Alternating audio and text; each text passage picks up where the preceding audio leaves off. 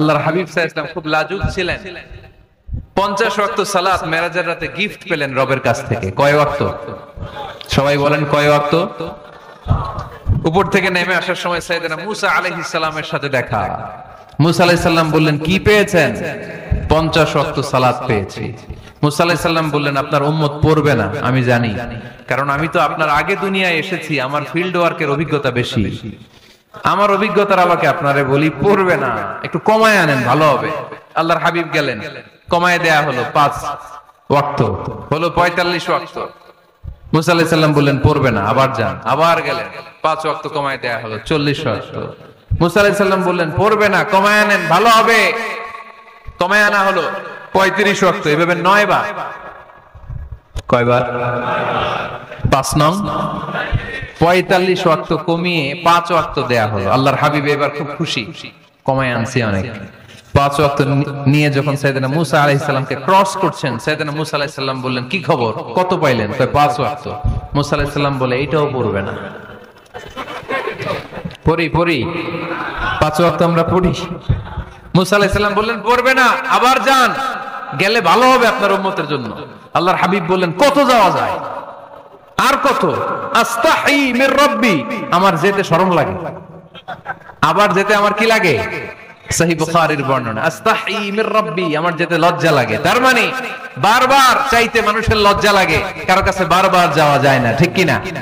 কিন্তু আল্লাহর হাবিব বললেন, ইন্নাহু মান লাম ইয়াসআলিল্লাহ ইয়াগদাব আলাইহি, যে ব্যক্তিটা আল্লাহর কাছে বারবার চায় না, তারে আল্লাহ পছন্দ করে না। বরং বারবার যে আল্লাহর কাছে যায়, বারবার যে চায়, বারবার যে কাঁদে, বারবার যে ক্ষমা চায়, তারে আল্লাহ পছন্দ করে। সুবহানাল্লাহ পড়েন।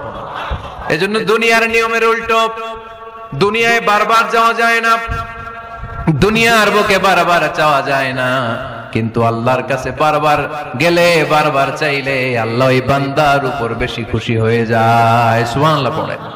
24/7, সব সময়, সপ্তাহের 7 দিন, দিনের 24 ঘন্টা, মাসের 30 দিন আপনারে ক্ষমা করার জন্য আল্লাহ বসে আছে, কিন্তু ক্ষমাটা চাওয়ার সময়টা আমাদের নাই। শেষ রাতে প্রথম আকাশে আল্লাহ মনোনিবেশ করে ডাকতে থাকেন, আলামিন মুস্তাগফিরিন আগফির আলা, কার ক্ষমা লাগবে ক্ষমা চাও, ক্ষমা করে দেব। আলামিন মুস্তারজিকিন আরজুকালা, কার রিজিকের দরকার রিজিক দিয়ে দেব।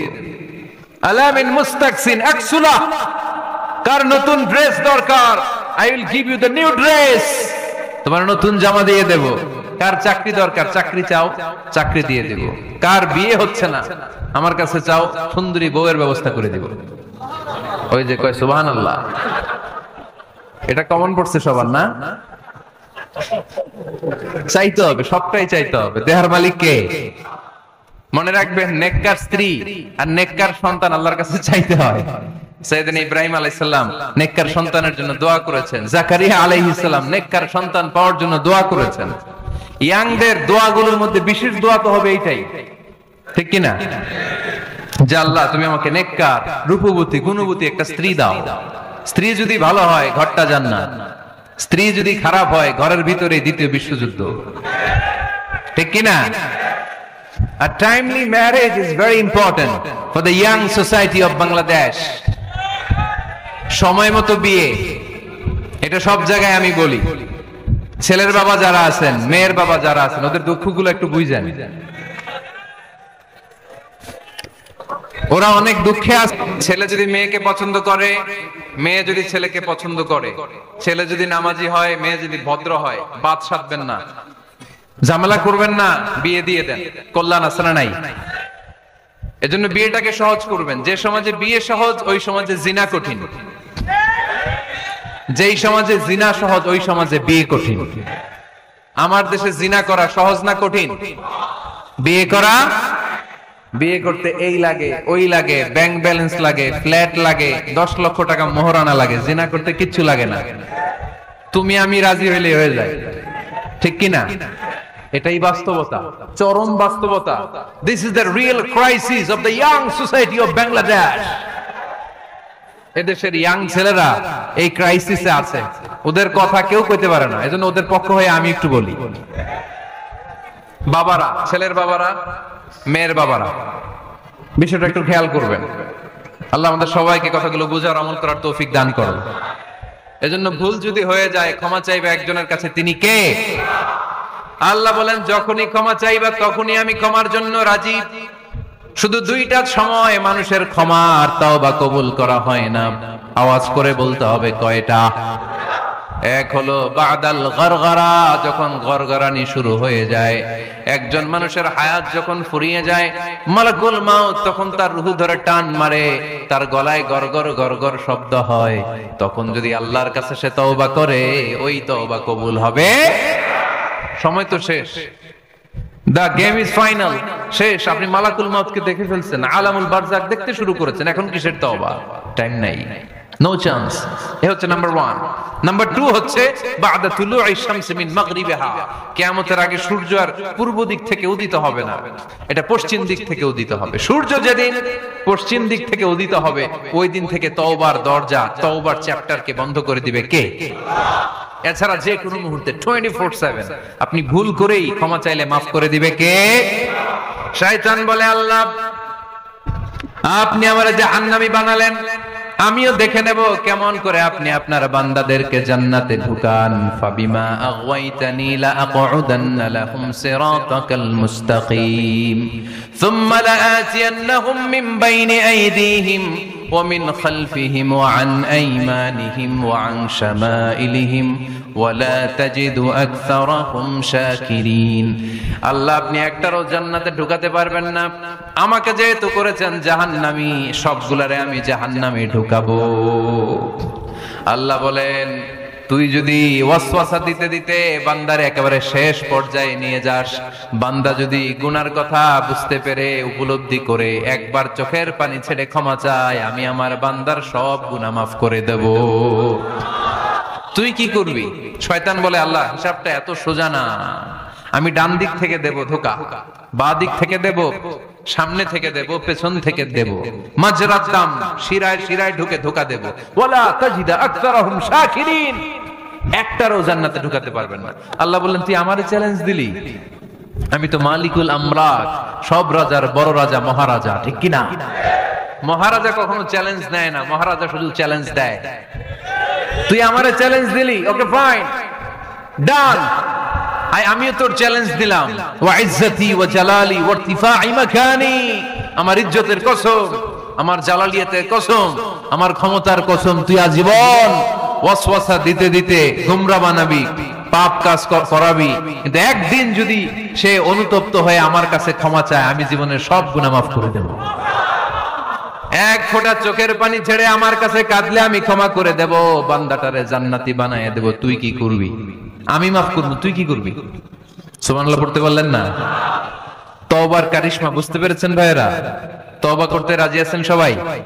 প্রত্যেক সালাতের পরে আমরা তওবা করব, রাজি আছেন? আল্লাহর হাবিব সাল্লাল্লাহু আলাইহি ওয়াসাল্লাম সালাম ফেরানোর পরে পড়তেন আল্লাহু আকবার, এরপর পড়তেন আস্তাগফিরুল্লাহ, আস্তাগফিরুল্লাহ, আস্তাগফিরুল্লাহ। সারাটা দিন তিনি আস্তাগফিরুল্লাহ পড়তেন। সকালবেলা পড়তেন, দুপুরে পড়তেন, বিকেলে পড়তেন, মাঝরাতে ঘুম ভেঙে গেলে পড়তেন। শুধুমাত্র কেবলমাত্র একমাত্র যখন টয়লেটে ঢুকতেন তখন পড়তে পারতেন না, এজন্য টয়লেট থেকে বের হয়ে সর্বপ্রথম তিনি ক্ষমা চেয়ে নিতেন। যেহেতু সারাদিন জিকির করেছে আর ইস্তেগফার করেছে, শুধু টয়লেটে ঢুকার সময়টা পড়তে পারতেন না, এজন্য টয়লেট থেকে বের হয়ে ক্ষমা চাইতেন। কি পড়তেন? গফরানাক। গফরানাক মানে কি হুজুর? ক্ষমা চাই, আল্লাহ ক্ষমা চাই, আস্তাগফিরুল্লাহ, আস্তাগফিরুল্লাহ, আস্তাগফিরুল্লাহ। এজন্য ভুল হয়ে গেলে, পাপ হয়ে গেলে, অন্যায় হয়ে গেলে, অনুতপ্ত হয়ে আমরা ক্ষমা চাইবো কার কাছে? আম্মা জান আয়েশা বললেন, ইয়া রাসূলুল্লাহ, কেমন করে কিয়ামতের দিন আপনি আপনার উম্মতকে চিনবেন?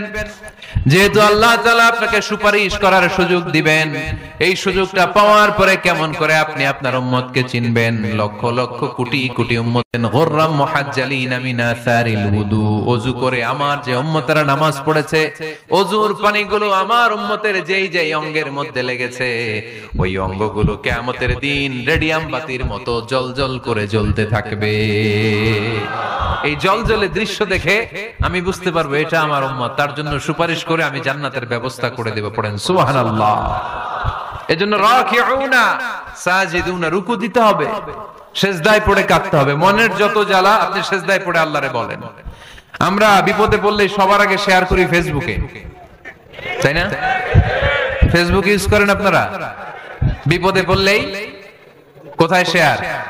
না, বিপদে পড়লেই সেজদায় যে আল্লাহর কাছে শেয়ার করেন। কার কাছে শেয়ার করবেন? কোথায় যে? সেজদায় লুটিয়ে পড়ে। পারা যাবে?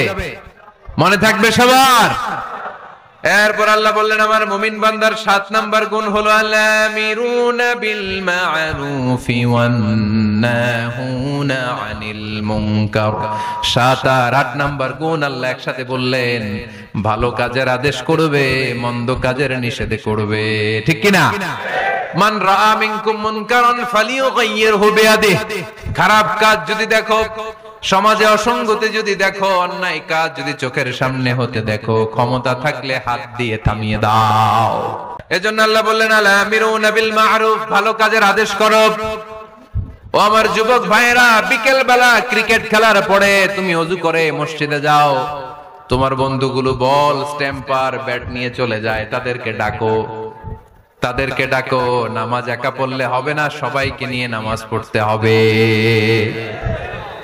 আপনি আপনার সরকারি অফিসে নিজে নামাজ পড়েন, তো কলিগদেরকে দাওয়াত দেন না কেন?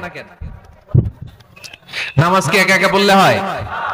ইকামাতুস সালাহ সবাইকে নিয়ে করতে হয়। জান্নাতে যখন যাব সবাইরে নিয়ে যাব, ঠিক কি না? দুনিয়াতে আপনার ব্যবসায়ে পার্টনার, অফিসের কলিগ, আহা পরাণের বন্ধু, ও থাকবে জাহান্নামে, আপনি জান্নাতে। হয় কথা বলেন? তাই না? ওরে মসজিদে নিয়ে যাবেন, বলবেন তোরে ছাড়া আমি জান্নাতে থাকতে পারবো না। পারবেন? টানার সময় কি বলবেন? যদি মসজিদে ঢুকতে না চায়, ওর জামা ধরে টানবেন, আর কি বলবেন? তোরে ছাড়া আমি থাকতে পারবো না। বলা যাবে? বলা যাবে? তাহলে ভালো কাজ একা করলে হয় না, সালাত একা আদায় করলে চলবে না, যাকাত একা দিলে হবে না, ভালো কাজ নিজে নিজে করলে হবে না, ফ্যামিলির সবাইকে নিয়ে, বন্ধু বান্ধব সবাইকে নিয়ে করতে হয়। ঠিক কিনা? তোমরা ভালো কাজের আদেশ করো, মন্দ কাজের নিষেধ করো। তা'মুরুনা বিল মা'রুফি ওয়া তানহাউনা আনিল মুনকার। তা না হলে হে নামাজি, তা না হলে হে নামাজি, গজব নাজিল হবেই হবে, অশান্তি কোলাহল বাড়বে, সমাজ তো আর থামবে না, শান্তি তো আর আসবে না। পড়েন, ভালো কাজের আদেশ করো, মন্দ কাজের নিষেধ করো। সবাই পড়বেন, তোমরা ভালো কাজের আদেশ করো, মন্দ কাজের নিষেধ করো। তা'মুরুনা বিল মা'রুফি ওয়া তানহাউনা আনিল মুনকার। ঠিক কি না? ভালো কাজ একা করলে হয় না, ভালো কাজ সবাইকে নিয়ে করতে হয়। ভালো কাজের যেমনি আদেশ দিতে হয়, মন্দ কাজেরও নিষেধ করতে হয়। ঠিক কিনা? আপনার সামনে আপনার বোনের বয়সের একটা মেয়েকে কিছু বকাটে ছেলেরা ইফটিজিং করে, আপনি দেখে না দেখার ভান করে চলে আসেন, এরকম আছে না নাই? দাঁড়িয়ে যান, থামায় দেন। আপনি ছেলেরা বেয়াদবি করলে থামায় দেন, রাস্তায় উল্টা পাল্টা করলে থামায় দেন, অন্যায় দেখলে রুখে দাঁড়ান, তাহলেই সমাজটা সোজা হয়ে যাবে। ঠিক কিনা? তা না হলে আযাব আর গজব যখন আসবে, শুধু ওদের উপর আসবে না, আমাদের উপর আসবে। ঠিক কিনা? বন্যা যখন আসে বাংলার জমিনে, যখন বন্যা হয়, শুধু হিন্দু ভাইরা ডুবে ডুবে মরে, শুধু নাস্তিকেরা মরে, খ্রিস্টানেরা মরে, বেনামাজি মরে, নাকি লগে নামাজিও মরে? নামাজিও মরে না? আপনি লঞ্চের 2 তলায় থাকেন, লঞ্চের কয় তলায়? নিচতলার এক লোক হাতুড়ি নিয়ে লঞ্চের তলা ফুটা করতে আরম্ভ করছে। আপনি ভাবলেন আমার কি, আমি থাকি 2 তলায়, ও ফুটা করলে ও মরবে, ও মরবে, ও মরবে। এই লঞ্চের ভরাডুবি থেকে আপনিও বাঁচতে পারবেন না, চিল্লায় বলেন ঠিক কি না? ও যখন মরবে আপনিও মরবেন। আযাব আর গজব যখন আসে, ওয়াত্তাকু ফিতনাতাল্লা তুসিবাল্লাযিনা যালামু মিনকুম খাসসা, ফিতনা যখন শুরু হয়, আযাব আর গজব যখন আসে, তখন খাস ভাবে শুধু জালিমদের উপরে আসে না, আলেমদের উপরও আসে, আল্লাহর ওলিদের উপরও আসে। তুমি দরগার মধ্যে বসে বসে জিকির করো, সমাজটারে ঠান্ডা করলা না কেন? তুমি তাসবিহ হাতে নিয়ে বসে আছো, সমাজের মধ্যে ক্যাসিনো ব্যবসা চলে কেমন করে? সমাজটারে তুমি চেঞ্জ করলা না কেন? তোরে বসে বসে জিকির করতে কইছে কে? তোরে তাসবিহ নিয়ে খেয়ে খেয়ে পেটটারে বড় করতে বলেছে কে? তুমি একা জান্নাতে যাবা, আযাব আর গজব তোমারও ছাড়বে না। চিল্লায় বলেন ঠিক কি না? ডেঙ্গু যে হয়েছিল বাংলাদেশে কিছুদিন আগে, শুধু হিন্দুরা মরছিল, সব নাস্তিকগুলা মরে গেছিল, মুসলমানও মরছে, ঠিক কি না? মুসা আলাইহিস সালাম আল্লাহরে প্রশ্ন করলেন, আল্লাহ আপনি যখন আযাব দেন, গজব দেন, ওই এলাকার সবার উপরে দেন কেন? আযাব আর গজব তো নাফরমানদেরকে দিবেন, ওই এলাকার ভালো লোকদেরকেও দেন কেন? ভূমিকম্পে শুধু হিন্দুরা মরে না কেন? কাফেররা মরে না কেন? মুসলমানরা মরে কেন? নাস্তিকগুলো মরে না কেন? আস্তিকগুলো মরে কেন? আপনি বাইসে বাইসে আযাব দিতে পারেন না? আল্লাহ বললেন, আমি উত্তর দিব না, কিছুক্ষণ পরে নিজেই উত্তর পেয়ে যাবা।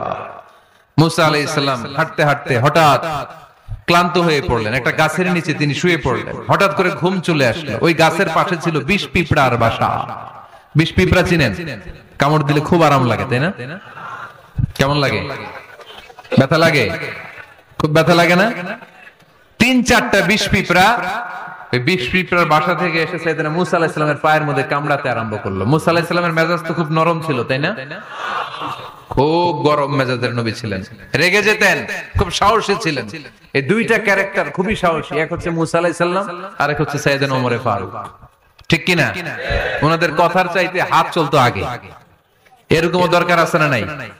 মায়ের উপরে ওষুধ নাই, মায়ের ভেতরে ভিটামিন আছে, ঠিক কি না? মাঝে মাঝে এই ভিটামিনের দরকার আছে না নাই? শুয়ে রইলেন মুসা আলাইহিস সালাম, 3-4টা বিষ পিঁপড়া এসে পায়ে কামড়ানো শুরু করলো। পিঁপড়ার কামড় খেয়ে মুসা আলাইহিস সালাম জেগে গেলেন, রেগে মেগে আগুন, খুঁজতে আরম্ভ করলেন কিসে এত ব্যথা। দেখে পিঁপড়ায় কামড়ায়। এই 3-4টারে তো মারলই, পাশে দেখে পিঁপড়ার বাসা, পুরা বাসাটারে পা দিয়ে ভেঙে চুরে ছারখার। রব্বুল আলামিন ডেকে বললেন, মুসা পিঁপড়া কামড় দিছিল কয়টা? কয় 3টা। তাহলে পুরা পিঁপড়ার বাসা ভাঙলা কেন? কামড় দিয়েছে 3-4টা পিঁপড়া, পুরো পিঁপড়ার বাসাগুলোরে ডলে ডলে পিষে শেষ করলা কেন? আল্লাহ ডেকে বললেন, মুসা আযাব আর গজব যখন আমি পাঠাই, আমি বাছায় বাছ বিচার করে পাঠাতে পারি।